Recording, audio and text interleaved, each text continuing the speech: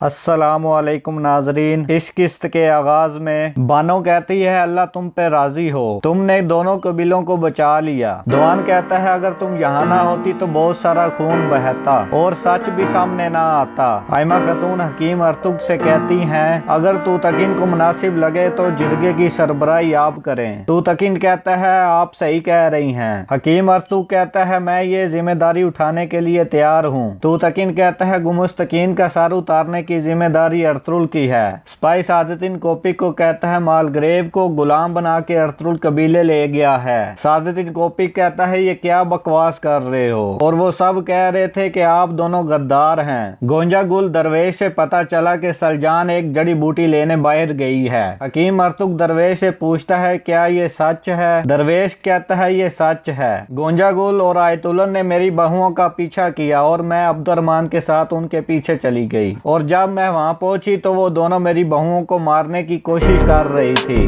इसलिए मुझे आयतुल्लाह को मारना पड़ा। गुमुस्तकीन कहता है ये झूठ है। हकीम अर्तुग गुमुस्तकीन को कहता है क्या आपने कुछ कहना है। गुमुस्तकीन कहता है ये खेल कब खत्म होगा, तुम सब से हिसाब लिया जाएगा। अर्तुल कहता है इस मामले के पीछे कोई और है, इसका जुर्म साबित हो चुका है, मैं इसे एक और मौका देना चाहता हूँ, ये अपने जुर्म साबित कर ले जो इसने सादतिन कोपिक के कहने पे किए हैं। गुमुस्तकीन कहता है मैं तुम्हारे झूठों के आगे नहीं झुकूंगा अर्तुल, सादतिन कोपिक सबसे हिसाब लेगा। हकीम अर्तुग कहता है अपनी हद में रहो गुमुस्तकीन। हकीम अर्तुग कहता है गवाहों के बयानात के मुताबिक आप मुजरिम साबित होते हो, ये साबित हो चुका है, आपने आयतुल्लाह ने गोंजा गुल ने ये कत्ल किए हैं। तो तकीन कहता है मैं चाहता हूँ अर्तुल इसे सजा दे, क्योंकि अर्तुल ने दोनों कबीलों की इज्जत को बचाया है। तुर्गत और बामसी उसे घुटनों के बल बिठा देते हैं। अर्तुल कहता है तुम अल्लाह को क्या जवाब दोगे, कलमा शहादत पढ़ लो। अर्तुल उसे मारने ही वाला होता है कि कबीले का ढोल बजने लगता है। सादुद्दीन कहता है सलाहुद्दीन की खातिर ये सजा रोक दो। सादुद्दीन कहता है अपनी तलवार नीचे करो।